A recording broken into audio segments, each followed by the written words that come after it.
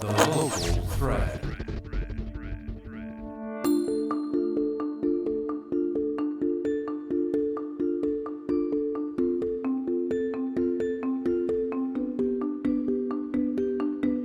Welcome to the first episode of Toledo Works from the Toledo Free Press and WGTE Public Media. I'm Jaden Jefferson, a politics and government writer and podcast host for the Free Press. I, alongside my colleague Steven Zenner, will rotate as hosts of this program. In terms of what you can expect from this show, an exploration of what it's like to work in Toledo. Not with those you tend to already hear from, but from workers themselves. Later this hour, you're going to hear from Abbie Spencer, who is a teacher at the Toledo Day Nursery, to discuss its importance to those it serves and a typical day in her world.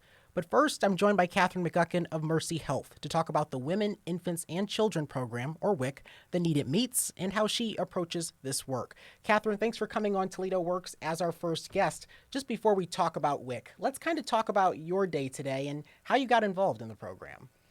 Okay, well, I went to school to become a dietitian, and in becoming a dietitian, there's many different avenues you can follow. A lot of dietitians work in clinical settings in a hospital, but through my training, I became very interested more in the public health sphere, and I was passionate about serving children in need, and I was excited about working in the prenatal area as well, because I think that tapping into pregnant women is a time in their life when they're really motivated and excited to do things in a positive way to impact their health. So I think that you can really make an impact not just for that pregnancy, but for their whole life. So when I completed my training as a dietitian, I really sought out employment in WIC because that was the area I was most passionate about. And certainly the time of pregnancy, it's a time of change, of course, but it's also a time of uncertainty. And so would you view your role as kind of bringing some certainty and bringing some semblance of normalcy to a very unnormal time? Sure, because for one thing, a lot of times when women become pregnant, it's a scary time because they don't always have all the resources that they need, and WIC is a program that can make an impact there and make them feel more comfortable, like somebody cares and like somebody is providing them with some of those resources and gives them a little bit more stability. Yeah, and speaking to that stability, what are some of the different ways that you try to provide that stability? So the families that we serve, they come into our program. They receive quite a bit of nutrition education. We give them a debit card that's loaded with specific healthy foods that's needed in their diet. And we also give them, referrals to other resources in the community that might be able to help them. Would it be accurate to say that you maybe also experience a bit of pressure because it seems like there's a lot of responsibility in obviously providing that great guidance to help raise that child later on? So I kind of imagine that for you, this is also a change. I guess it's something that I'm used to, so I'm comfortable with it. We just are excited when people are motivated and excited to learn. You get a variety of responses from people. Sometimes people have other stressors in their life, so maybe they aren't ready to listen at that moment, but you hope that you reach them when you can. And you mentioned that education is a key component of WIC, so let's kind of talk about WIC at large. What does this program entail for people who are unfamiliar? So WIC our long name is the Special Supplemental Nutrition Program for Women, Infants, and Children. We are a federal program, so all of our funding comes from the federal government, right. And WIC is located everywhere in the United States. It'll be pretty similar from state to state. We like I said, provide health screenings. We check heights, weights, and hemoglobins. We provide nutrition education, and then probably what people think of most when they think of WIC are the foods that we provide, things such as, milk, cheese, yogurt, cereal, juice, fruits and vegetables.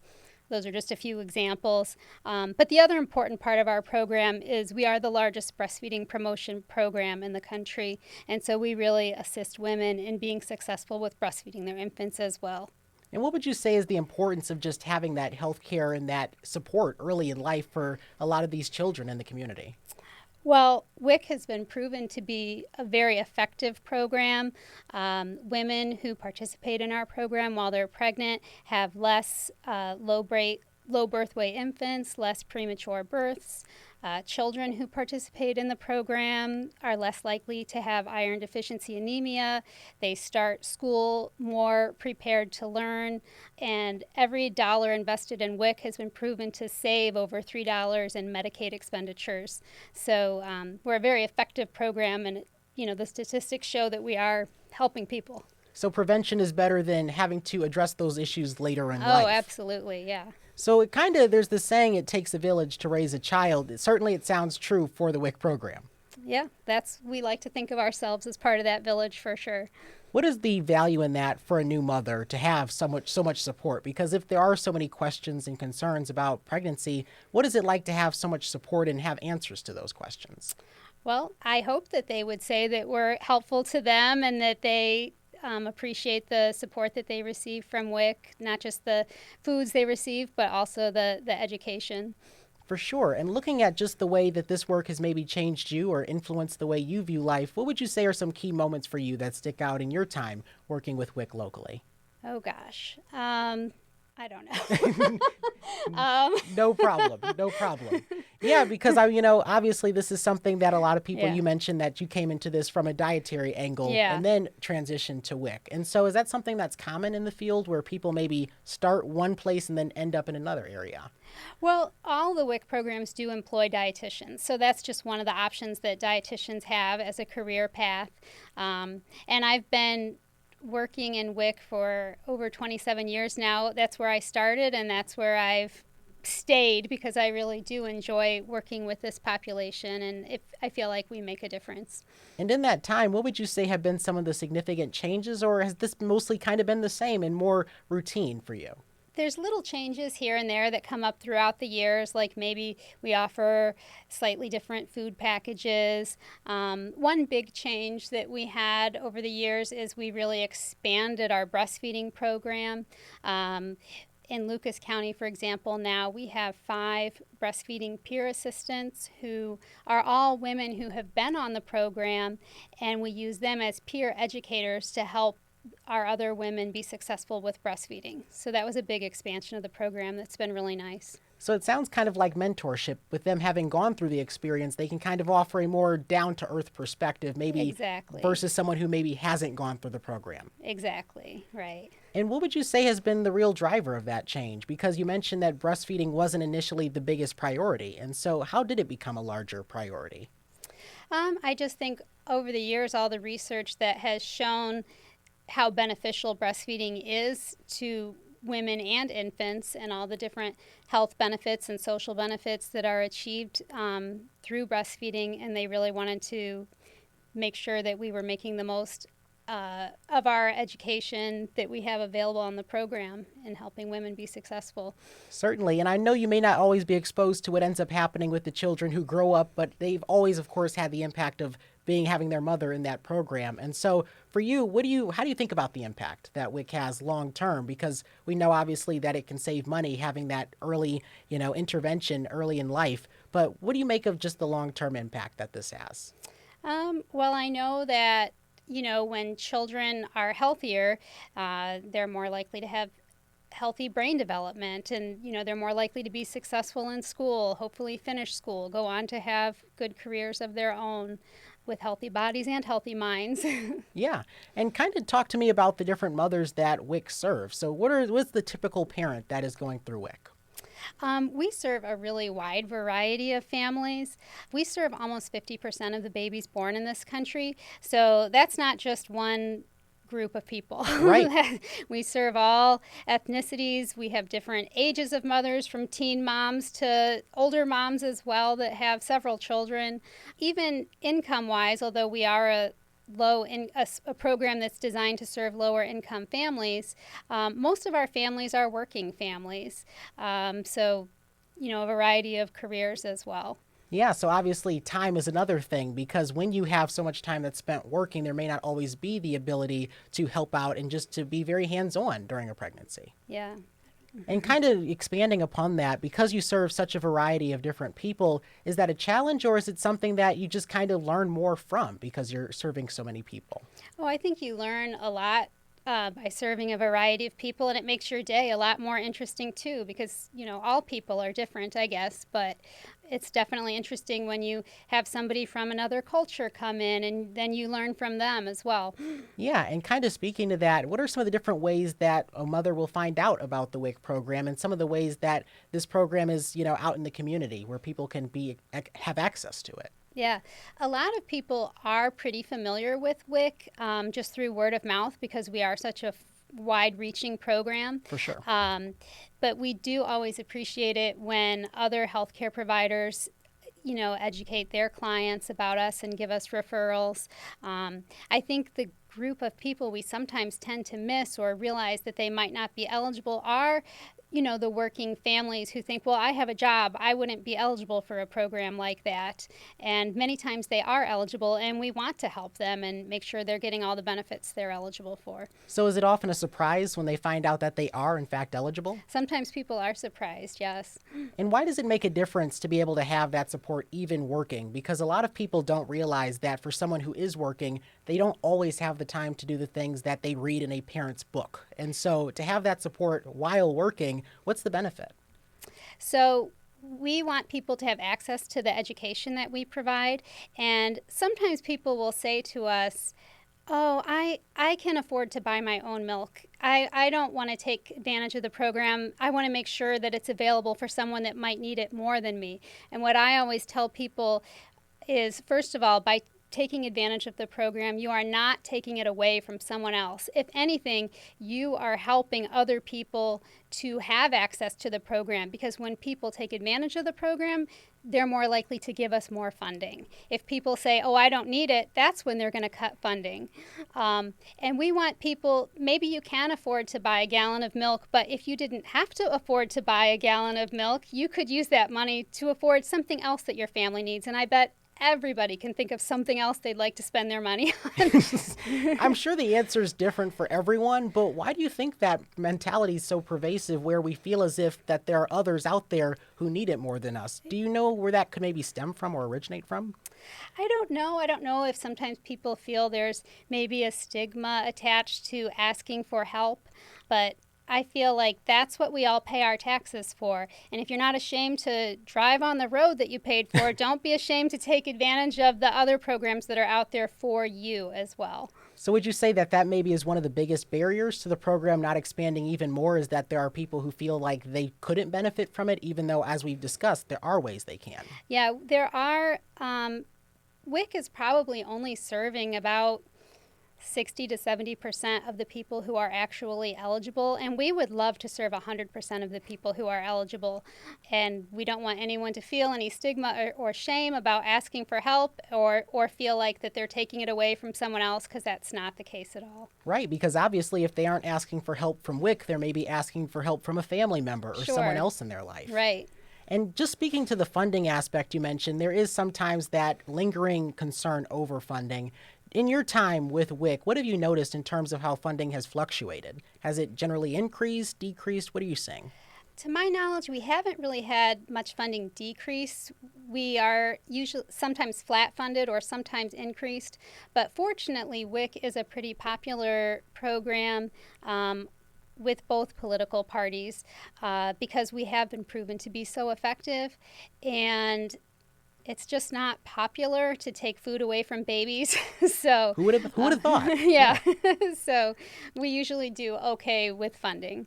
Yeah, and looking at the community support too, are there ways in which people, obviously they pay their taxes to support WIC, but are there ways that they can be of benefit to the program, maybe by spreading the word, for example? Yeah, we would love it if people would encourage their friends, their neighbors, their family members to participate if they know that they're eligible. And even lead by example. If you know you're eligible, say, hey, I get WIC, this is where the clinic is. I'll take you, or let me tell you where it is, or, anything they could do to help out would be great. So when someone arrives at a clinic, generally speaking, what can they expect to see there? So when they arrive, they'll be greeted by one of our intake clerks. They need to bring identification and proof of income, such as proof that they're on Medicaid or, a pay stub. We assess their eligibility, and then they get their height, their weight, and their hemoglobin assessed, and then they talk to a dietitian one-on-one where they're, get a health history interview and they're given some brief nutrition education, and then we load up a debit card full of good healthy foods for them, and that's pretty much it. And that debit card, how can they use it?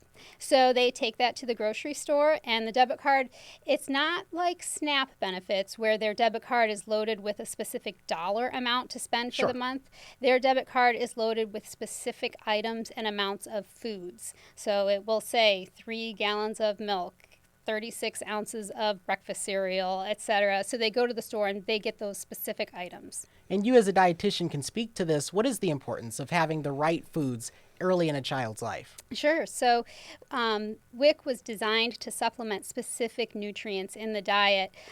Protein, vitamin C, iron, calcium, those are some of our target nutrients. And those are all important for the growth and development of children. Yeah, and speaking to the parents here, because obviously there is so much responsibility that comes with picking out the right foods, does this alleviate some pressure from them, just having kind of a guidance that they can follow? Sure, yeah. They know that all the cereals that are provided by WIC, for example, are going to be healthy choices for their family. They're all iron fortified, and they all don't have very much sugar in them. So you're not going to go get Lucky Charms, but you can get Cheerios, or, there's a long list, a lot of choices. And I would say it's also probably not great to have Lucky Charms later in life either. Right. I mean, I can speak to this. I put on some pounds myself. I do just wonder, because this is obviously focused early in the child's life, just a lot about how long is WIC still a part of that, from pregnancy, and to what point does WIC start to become a smaller part of the equation? So people are eligible to stay on WIC until their 5th birthday. And when the child turns 5, they're typically getting ready to start school at that point, and that's when school breakfast and school lunch takes over. Right. So we're in the early part of childhood getting them the nutrients they need at that point, and then hopefully they can continue to receive other nutrition from other sources. So would you say by being in the first 5 years, there's starting to be a habit that's built around picking out the right foods? Sure. And if the child gets used to eating Cheerios, for example, instead of Lucky Charms at a young age, they haven't, then they develop a taste for those healthier items. In terms of expanding the reach of the program and then providing that information, what are some different ways that WIC reaches into different communities around our area? Well, we try to be familiar with other agencies out there that are helping families so that we can provide referrals, and we're very familiar with most of the OBs and pediatricians in the area because they, refer a lot of clients to us, but at the same time, we refer clients back to them too as well. So yeah, and when you mentioned those other agencies, the word partnerships came to mind because naturally that's a big part of this. And so what do those different partnerships look like? Really just referral sources back and forth, and we try to educate each other about what we do so that they can tell their clients about WIC and we can tell our clients about them. Yeah. And for you, obviously, providing a look at the right foods and picking out the right foods for folks, what is the impact that you do hope to make in a child's life and, of course, in that parent's life as well? Really just to make sure that they're getting the nutrition that they need to grow and develop properly. Yeah. And what are some of the different ways that people can find out more about WIC and get involved?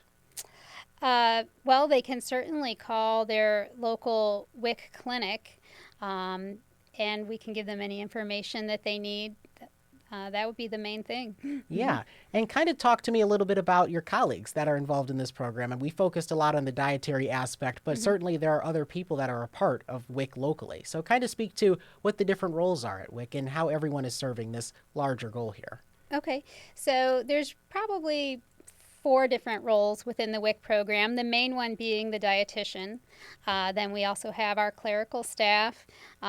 We have a certified lactation consultant on our staff, and she's the one that kind of oversees our 5 peer assistants as well. And is there a way for you personally to still learn more about this? You mentioned that you've been involved for over 20 years as a dietitian, but are you still learning new things even coming in each day? Oh, of course. Yeah, there's always continuing education, and like the state and national WIC they provide us with additional education as well. So yeah, of course, we're always learning. Yeah, what would you say that state legislators and even those on the federal level can learn and take away from the work of WIC? What are some things that you feel that they're maybe not attuned to that they could learn and maybe could be of help to you at WIC? I guess just to know that the funding for WIC is important and that we want them to continue that. And, the foods that we provide are important. We're always open to providing more if they want to give us more funding. I think that there are a lot of government agencies that would probably say the same thing for sure. And I mean, looking at just some of the different problems, I know the problems can stay the same, but what are some unique challenges that families may deal with that maybe people don't naturally think of? I think transportation is a big one. If they're working, a lot of their jobs may have different hours that fluctuate, or they're working evenings or weekends, and then finding time to keep appointments or having transportation to get to appointments, those can all be challenging. So it is common for people to miss their WIC appointment because they have so many other things going on in their life. We're very flexible. We will work to get you in whenever, and if you miss an appointment, there's no punishment. You just reschedule and we'll get you in. But I know that that's a challenge for families. And what really comes to mind when you mention that is just the importance of empathy, because people always assume or may tend to assume that someone isn't doing something because they simply don't want to, but in the reality, there's more things that are going on and the picture is more complex. Oh, absolutely. Yeah. Yeah. And so how do you help overcome those challenges that someone may be experiencing? Because obviously you cannot provide reliable transportation, but maybe it is in the form of empathy. Yeah. And we try to just be as flexible as possible. If somebody is late for an appointment, we still try to serve them. I mean, I can't guarantee that 100%, but I'd say at least 90%. If somebody just walks in, we do our best to serve them as a walk-in. And, if someone needs to reschedule, we try and reschedule them for the next day or, whenever it's convenient for them. We try to be as flexible as possible. Yeah, and certainly other community members, they play a role in obviously ensuring that this process goes a bit smoother. What would you say, based on your experiences, are ways that community members can step up for the person in their life who's currently going through a pregnancy and maybe needs a little extra help? Probably just being supportive. Providing rides is probably a big one if somebody does struggle with transportation. Not just rides to appointments, but maybe rides to the grocery store. Things like that. Maybe even helping with food prep because, we can get them the foods, but when you're too tired to cook it, that's a challenge too. So I think any mom appreciates somebody giving them a helping hand. Yeah, certainly I can attest to how busy life is because you want to do what's best for your child. But of course, it can feel like you could make you feel bad when you're not able to do what's best for the child because you also have to focus on getting work done and to pay the bills for that child. So it's a really complex picture. Do you wish more people were aware of the challenges that mothers face? Because it's so easy to judge, but not actually see what's going on in their life. Right, for sure. I think sometimes we see people, I don't know, maybe they give their kid junk food or something and you want to say, well, why are you giving your kid that candy? But sometimes that's the one thing these moms can easily afford, that they feel like they're giving their kid a special treat, and everybody wants to be able to give their kid a special treat. And there is a lot going on with people and lots of stress in life. So best to just meet people where they're at and educate where you can. And that is a big systemic problem, which is that the things that aren't always ideal for that child are the most affordable, are the easiest, the most accessible. And so looking at it from that angle, I know you're not a policy expert, but you are a food expert. And so looking at that, what could be some changes we should make in our society to better suit families by ensuring that what isn't so good for that child isn't the easiest to access? Well, I think that WIC plays a big role in that because the foods that we provide are the healthier foods, and so we know that they're at least getting those foods into the house. And if you get some less nutritious foods into the house also through other ways, at least there's a balance there, hopefully. Yeah, and socioeconomic factors play a big role in this too, because we think about food deserts. There are some parts of this Right. community where a grocery store isn't within a walk away, and in some cases you have to drive. And so, what role does that play, the disparities that exist in just our community? Yeah, I mean, definitely it can be a challenge for people to get to the store. With WIC, for example, there are ways that you can get food delivery, but WIC, that's not a part of the WIC program. You have Right. to actually go to the store yourself. So that I think that's a challenge, and maybe that's something that could be expanded on in some point. Yeah. And what do you hear from the people that are involved in your program? How do they address some of these different challenges themselves? I think a lot of people use public transportation, and I think a lot of people have other people in their life that they rely on for assistance. I know that for WIC appointments, for example, a lot of people do take cabs that are paid for through their medical insurance, so that's a really good resource.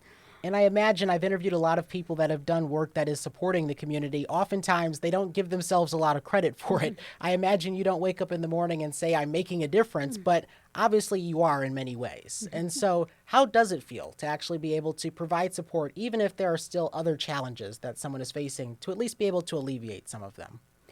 Yeah, the way I kind of approach my day is I know that I'm not able to solve every need for every person, but if I can solve one need for that person, at least I've hopefully made a dent.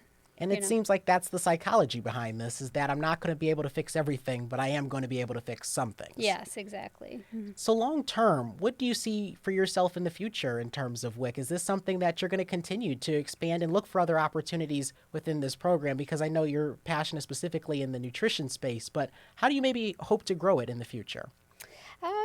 To be honest, I will probably stick in the role that I have because I like doing it. It works. It's a nice 9 to 5 job that's Monday through Friday, and that works for me being a mom myself. So I enjoy what I do, and I'll probably just stick in the role that I've got. Yeah, and being a mom yourself, obviously you've gone through this. And so just lastly here, being able to have shared that experience and now have others who are going through the same thing, is there any unique wisdom that comes with that? Oh, yes. I think that when you've gone through, feeding your own kids and all of that, you can relate to people a lot better because just because I'm a dietitian and I know about nutrition doesn't mean that my kids don't have the same eating challenges that every other kid has. So it definitely helps to have your own personal experience. Yeah, even being an expert, I'm sure you still have, the child who's questioning, I don't know if I like this. So you still have the picky eater to deal with. Absolutely. Yeah.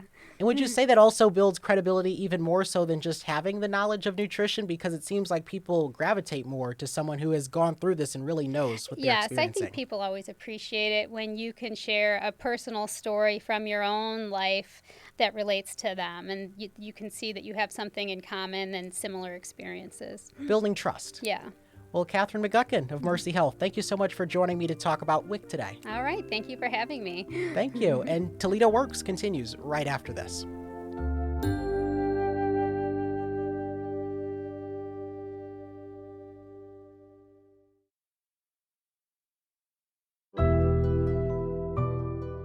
Welcome back to Toledo Works. I'm your host, Jaden Jefferson. My next guest is Abbie Spencer, who is a teacher at the Toledo Day Nursery. Thanks for coming in.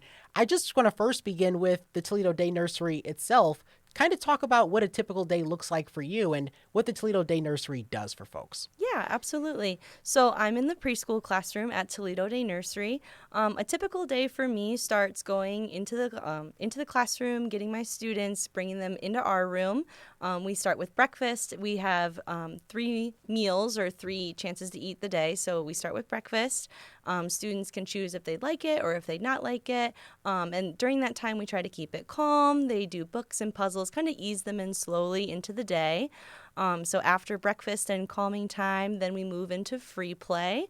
We have different areas set up around the room that kind of target their different interests. So we have a gross motor area where they can get those big movements out, get some energy out, as well as building. There's a dramatic play space where that changes weekly, monthly, depending on what they're interested in. Right now, it's an optometrist office where the kids are learning that big word. They're getting really into animals as well, so we're incorporating animals in that as well. So yeah, just kind of after breakfast, they get to draw, play, create, do whatever they want to do. We'll do that, and after free play, we join together for a morning meeting where we greet everybody, we all say hello to each other, we get some dancing and some singing out. Depending on what we're working on, we might read a story, we might talk about some social emotional things that we're working on that day. After that, we make our commitment to safety, we call it, where each kid will take a big breath, do that calming breath, and they'll say, I'm committed to keeping my school family safe today. They'll put their little picture in this treasure box that we have for their safekeeper, and then we transition to outside. We view outside as our outdoor classroom, so we try to keep the learning going out there. Again, gross motor, different things that they're interested in. After that, we do standard lunch nap, and in the afternoon, we wake them up, do snack, and kind of the whole thing over again. We have some more free play and some then outside time, so. And as you discussed this typical day, a couple words stuck out to me. One being responsibility, because the kids are taking responsibility for each other, but also independence, because it seems like their day is basically guided by their own interests. Absolutely. So that's something that we're really big on. We try to guide everything in the classroom based on what they're interested in. Because kids aren't going to be engaged and they're not going to want to do what you have out if this is what Miss Abbie's interested in today, right? And so kids, let's all do this. So we really try to guide it with, like you said, with what they're interested in. Another thing that you mentioned, responsibility, independence, we're very big on that. At the meals, the kids clean up their plates.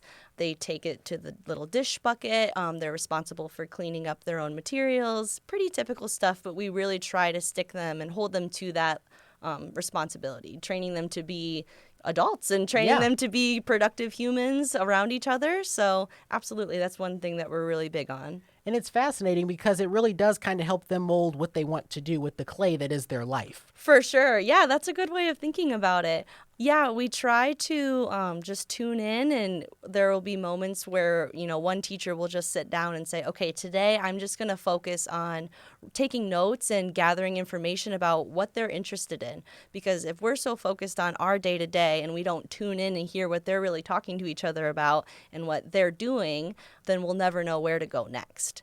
So it's really important for us to really be watching and listening always, obviously for safety, but to keep them engaged in what they're doing as well. And I can imagine for you working with kids, every day is a different day. And I know this as a former kid myself. I know, we've got 1 year left, but I definitely can think about how I was at that age where every day my interest would change. And Absolutely. So what is that like for you, where you're coming into work today and there's just going to be something completely different that a child is interested in? Yeah, I think for me, sometimes it can be hard. I'm very routine-based, and so I have to kind of step away from my own needs and my routine. They kind of force you to. Yeah, absolutely. In the best way. So one thing that my team is really good about is if there's something that we are noticing right away and we can drop what we're doing and we can switch it up and pull those materials right away, we're going to do it. We're not waiting to say, oh, let's get this out tomorrow, or oh, let's do this next week. As if they're in it now and we can do it, we're going to do it. So that's been with the animals recently. My coworker Lindsay has been really deep diving into, they're really big on cats. They always want to crawl around and play kitties. And so she was trying to find a way to kind of extend it to more not just surface level, like, yeah, we all like cats. But so one of the things she's doing right now is she's breaking down the different parts of a cat. We're starting with their face. She printed out all these different pictures. And at the drawing table, they can look at that and look in the mirror and see, the cat's eyes versus their eyes. And what color are their eyes? What color are my eyes? And finding the right materials for that. So it seems kind of silly, but just trying to break down things into as many pieces as we can to keep their interest. So it's not just like, hey guys, we're interested in cats. Here's a stuffed cat. There you go. We're trying to break it down into more manageable pieces and really give them lots of different alleyways to go off of what they're interested. And as you talk about it, it sounds like a very dynamic learning environment, because kids, obviously, they can pick up on a lot at a young age, but this is really helping them explore and learn new things about the way they approach the world. So, for example, that you provided, from going from the cat at the surface level to looking at the cat in a more complex level. Mm-hmm. And so what difference does it make, kind of starting kids out early in that way? One of the differences that I've noticed is that really teaching them to be critical thinkers rather than, like I said, surface level, getting them to ask those deeper questions, to look at themselves in the mirror and, think about it deeper. We have the Imagination Station, and they come and partner with us, and they do mindful STEAM visits, and that's been really helpful to get them thinking like scientists. They have their poem that I am a scientist, and it talks about I explore things high and low, I experiment and test, and I think that kind of goes along with what you were saying about that critical thinking, just really getting them to think about the process of thinking, which sounds really deep for 3 and 5-year-olds. But getting them to ask why, getting them to explore why they're interested in that, and not just, oh, because I like it. Well, what do you like about it? And what about that is interesting to you? So Right, because it prepares them for the world in which they're not going to be told how to think. They're going to have to think things through themselves. And, Absolutely. it's interesting because you have to tell people there is a way to think about how to think. And so definitely kids are kind of being set on that path to start asking questions about things that interest them and maybe things that may not be as interesting to them. Absolutely. So one of the things that I've noticed as far as getting them interested in things, I think with technology being so pervasive in our kids' life, it's everywhere. It's from the moment that they wake up to the moment that they go to bed. A lot of what they're seeing and watching and listening is not really what they're choosing, right? It either comes up on YouTube or it comes up on their Netflix. And granted, they might say, yeah, I want to watch Spider-Man for the 30th time in a row, but that's because it was put before them. So one of the things that we really try to do is just kind of throw out a bunch of things. Like, yes, we're listening to what they're interested in, but also, if there's kind of a day or a week that they're not really sure either, we're like, hey, let's try this. So we're giving them lots of different things to test out, which I don't think a lot of kids have that opportunity to do at home. These are the things that we have, and we don't have a giant storeroom or shelf to choose a bunch of different things out. So just giving them lots of different options to explore. Yeah, how does it feel to be the vehicle for that? Because obviously, you're the one who is playing the role in this child's life of helping them find what are the things that they want to do and really have choice in what they want to do. I feel really proud being a part of that. I don't have children myself, and I came from a background of elementary education, so a little bit older and more standards-based, more curriculum-focused. And so getting down to the preschool level and really seeing their imagination go wild and bloom, and it's really awesome. Like, I love being a part of that. I love, asking that nudging question and seeing where their mind takes them next. It really makes me feel like I'm not just their teacher, but like I'm really in their lives with them. And I don't think just a teacher is the right word either, but it really feels like I'm down there with them some days. Like, I'm in my imagination too. So it kind of helps me tap into my inner child as well. And so that's kind of freeing in some sense, getting to play and just be silly and goofy with them too. And I want to expand on that because I feel like that was an underlying theme I had in my head, is that for you, this is kind of exploring your inner child because as we become adults, we start to lose that sense of curiosity. Absolutely. It's amazing the things that you've discovered when you're in my role of, oh yeah, I actually like that too, or I never thought about it that way. Really not just focusing on telling kids how it is, but pausing and thinking, oh, why do you think that way? And then it helps me stretch my brain and stretch my imagination as well. I've definitely locked into my inner kid a lot more in preschool than I did in elementary ed. It's just been so much fun. It's just the past 2 years that I've been in preschool have just been a blast. And the kids are also having that exposure to the outdoors. And you mentioned that they're constantly going to be having this dopamine-filled life, which is social media, television, music. But for them to actually be exposed to the outdoors, maybe something that older adults say they don't see often is children who are enjoying time outdoors. What difference does it make to take the educational component and merge it with the outdoors? It makes a huge difference. Today has been a rainy day, and we were cooped up inside most of the day, and just the energy level that you can see throughout the day just skyrockets when they're not able to go out and move their bodies and be in the sunlight and be in the fresh air. As I mentioned earlier, we really view our playground as an extension of our classroom. We call it our outdoor classroom. because the learning just doesn't stop after you exit the building. Right. We're learning about our environment. We're learning about ecosystems and the way that animals work together. We're learning social studies, and when we see police cars drive by, we're talking about who those people are and how they help keep our community safe. We're learning about different trades in construction. When we see the crane lift up big things on top of the building, it's just a myriad different ways. I could go on and on and on about gross motor and moving your body and being healthy and all these different things, but just all the different research and studies prove that children need to be outside.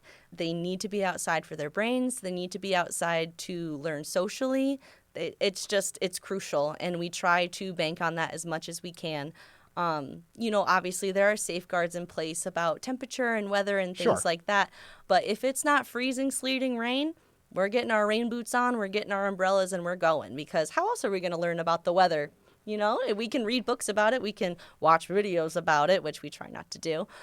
Or we could go out and experience it and test and really just get our hands on it and really see it with our own eyes. And this is a very less abstract form of education because it's so interesting, being someone who's in school now, you will hear adults say, well, back when I was in school, the way we did things, and they will view that as being a good thing because they feel like they came out of it all right. But there is something to be said about taking something that is abstract, a concept, and making it tangible. And so how would you compare education of today versus education of the past? I think education today, like you mentioned, it really focuses on bringing in the concrete, especially like I mentioned, my background is in elementary ed, so I did a lot of special ed too, teaching kids math, reading, things like that. And those kind of things have changed as well from being like, okay, we're just going to add up and down and that's just how it works, right? And now we're bringing in the different models and the different visuals. So same things with the younger kids as well. We're getting our hands on it. We're learning about this. One of the things that we really focus on at Toledo Day Nursery is social emotional learning and emotional regulation. We use a program called Conscious Discipline, which really focuses on even starting at infants, identifying your emotions and being able to name them and sitting with them even if they're unpleasant for a moment. And so that program in itself, I've learned, is even helped me take my emotions and my regulations from the abstract to the concrete. I know a lot of people in my generation, we're talking about social media and technology again, instead of trying to work through our emotions, we just hop on Instagram really quick, or we hop on and we're texting our friends rather than thinking about what we're doing. Having to sit with those things. Exactly. And so bringing that from the abstract of, I'm feeling upset and I don't know why, I'm just going to hop on my phone and try to push it down, into, no, I'm feeling disappointed. Why am I feeling disappointed? Well, I was hoping that something would go this way and it didn't. Okay, so how am I going to work through that instead? Those concrete steps, learning from me, doing top down, is helping the kids as well. So for example, we have, all of the concrete tools for that. We have little stuffed gingerbread people, we call them, that are the feeling buddies. So there's one for happy, sad, calm, all these different things. So rather than just saying, you're feeling mad, well, what does that mean? What does that look like? Yeah. Well, I can flip the feeling buddy around. His mouth is going like this. His eyebrows are down like this. That's what your face looks like. And it feels really silly to do it with the kids. Like, no, look in the mirror. Your eyebrows look like this. Your mouth looks like this. But really laying it out for them so it's not just this abstract word of mad. And it's like, you're feeling hot in your body right now. Your hands are clenched up in fists. This is what it feels like when you're mad. So like bringing it back to them in those concrete ways. And that's one thing I think even adults are still learning to couple with, because from a young age, they were told that there are certain emotions that are simply bad or there are emotions that are simply good. But this is really placing equal value on all emotions, that it's just as important to feel angry and upset and disappointed and embarrassed as it is to feel great, excited, and enthusiastic about something. Absolutely. So the founder of Conscious Discipline, her name is Dr. Becky Bailey. She writes a lot in her books about how our emotions are they're guiding us, right? They're emotional guidance. And so they're all trying to tell us something. So when you're feeling mad, it's not, oh, you're being bad, you're feeling angry, you're not allowed to feel angry. It's you're feeling angry and that's trying to tell you something. You're feeling angry because Timmy knocked down your tower, right? And, Timmy. Exactly, Timmy. But he knocked down your tower. You're feeling mad about that. This is guiding you towards what can you do about it now? Or what do you need to tell him? Or how are you going to work through your anger rather than just, don't be angry. It's fine. It's just a tower. Rebuild it, right? Giving them those tools to sit with it and say, no, it's okay. You're allowed to be mad. Yeah, I would be mad too if my tower got knocked over. And just reassuring them that it's okay. Like, it's okay to have our emotions, because when we start telling kids that now, we hopefully, fingers crossed, won't end up with a generation that's either ashamed or too proud to admit that they are feeling what they're feeling and try to press it down. So hopefully, fingers crossed. Yeah, I'll let you know in 20 years how it's going. Right, because you see there's so much emotional repression that goes on where kids are told that you should not be able to express this emotion. Keep this one bottled up until you get home and then let it out. Exactly. But now they're in a position where it's okay to feel a certain way about something. Absolutely. And so for you, it sounds like you're a lifelong learner, just as we hope the kids will be, because you're constantly looking at new research and constantly doing reading. And so what is the importance for you in staying fresh and up to date with the latest information in your field? Absolutely. It's very important. We do regular staff trainings. We do we had a book study that we did recently of the conscious discipline books, just making sure that we are all on the same page, making sure that we all, we're all on the same team here. We're all rooting for the same thing. So staying up to date and making sure that, what we thought 5 years ago is still relevant, or is there new information that we could be incorporating? Is there something better that we could be doing? Does this not work anymore? It's constantly changing and evolving, and so making sure that we're reading up on it and we are doing the best that we can to stay updated and fresh with it is super important to us. Yeah, what is the role of collaboration in early childhood education? Because certainly it takes a lot of individuals just to ensure the success of one student. Absolutely. So one thing that I really love about Toledo Day Nursery is that we start with infants, right? And they move up. And so it's not just me talking to my preschool team about what's going on with Timmy today. It's then going back and talking to Timmy's toddler teacher and being like, hey, when he was in your class, how was this going on? Like, what was his foundation? And even going back to the infant teachers, hey, when he was in your room, what was going on with here? So we can really track and see that kid as the whole kid and not just, okay, now he's 3, now he's in my class, now I'm the only person that knows anything about him, right? And that really helps too. Talking with your team about that and your whole building is the family aspect as well. Hey, what is Timmy's mom like when this happens? Or like, does he have family that does XYZ or things like that? So really just collaborating and making sure that we're all talking to each other about what's best for him, what we've seen for him and all of that, and just getting the real picture rather than just, okay, now he's here, so what are we going to do now? Right. And certainly you get to see over time the evolution of a child. And Absolutely. So in what ways is that rewarding? And then what are also the challenges that come with having such a responsibility along with many others in that child's village? Right. One of the great things about that I can see is just building that bond so early and so young. So like the infants in our classroom right now, obviously they're in that classroom most of the day. They'll come down and they'll come visit in preschool, or preschoolers will go down and visit them. We're really big on the school family motto, which is another conscious discipline pillar. And it really focuses on building that community within ourselves. We're really big on connection in that way. And so seeing the child from where they start and building that bond with their families early really sets up to show not just the child, but their family as well, that we're all a community here. We all want what's best. And, we're partnering with you as their home family and bringing them into our school family to make this one huge happy family.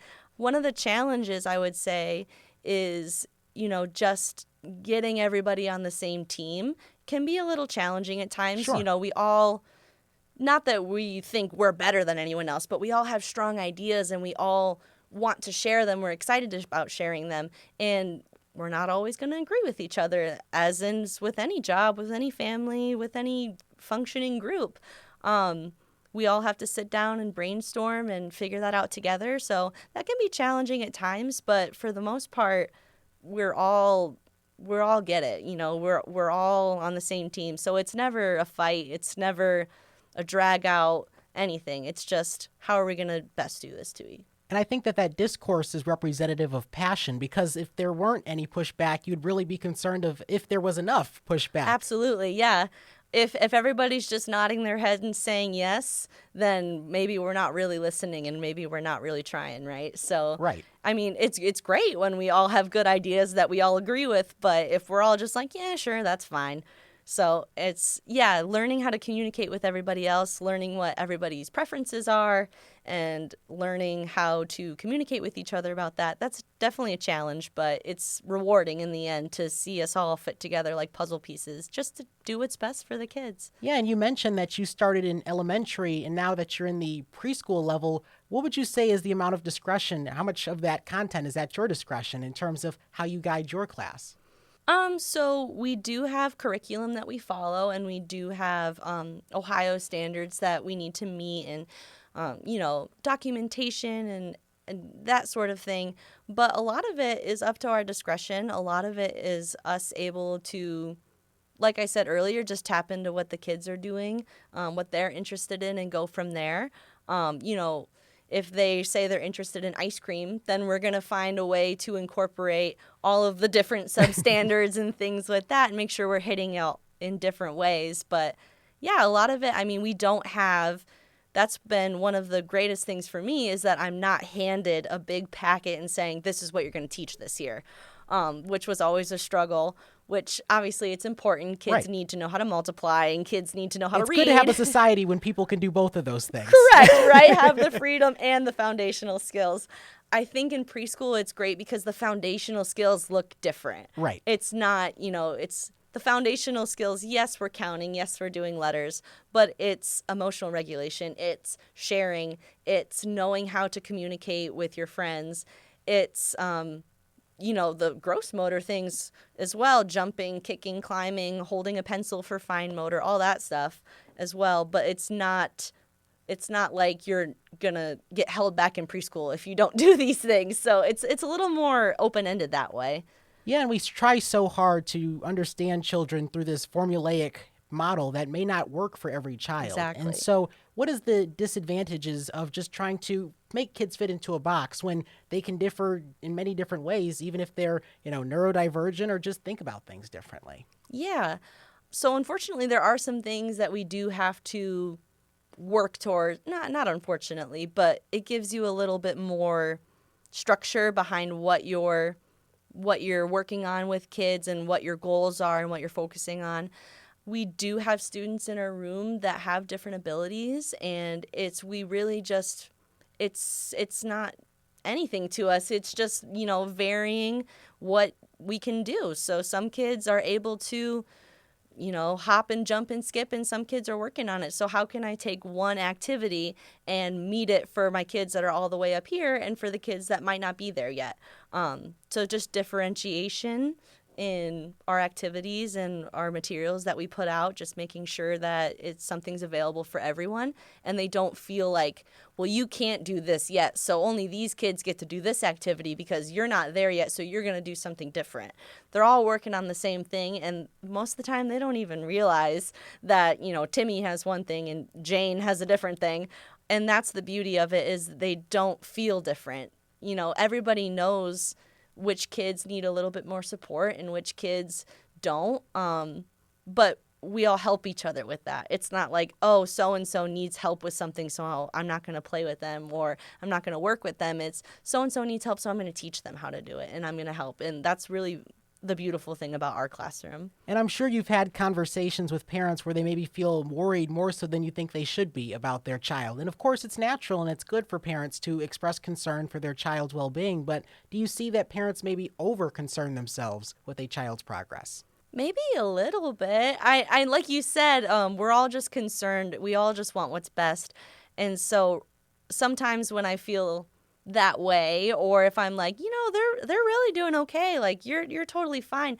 Like I mentioned earlier, I don't have children myself, so I have to try to put myself into that mind frame of this is why they're worried and this is why they're concerned. They just want the best, as we all do. Of course. But we're looking at it in different ways. And so just trying to get into their perspective and show them my perspective as well. Again, meeting in the middle. It's all about collaboration.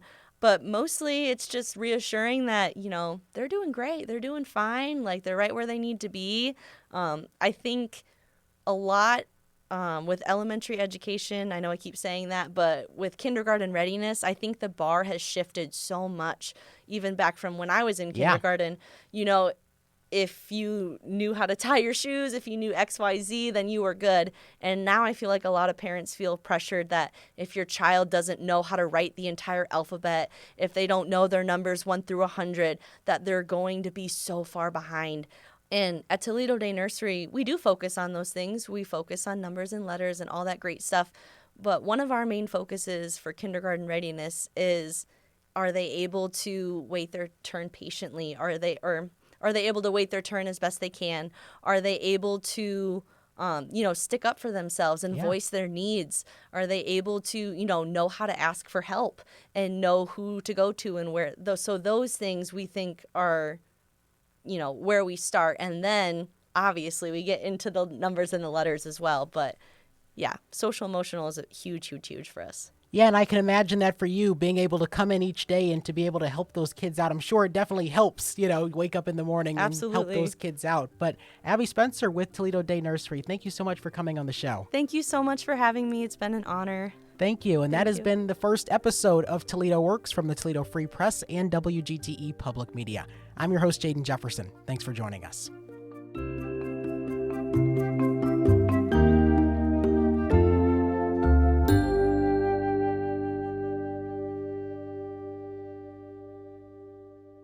The Local Thread is a production of WGTE Public Media.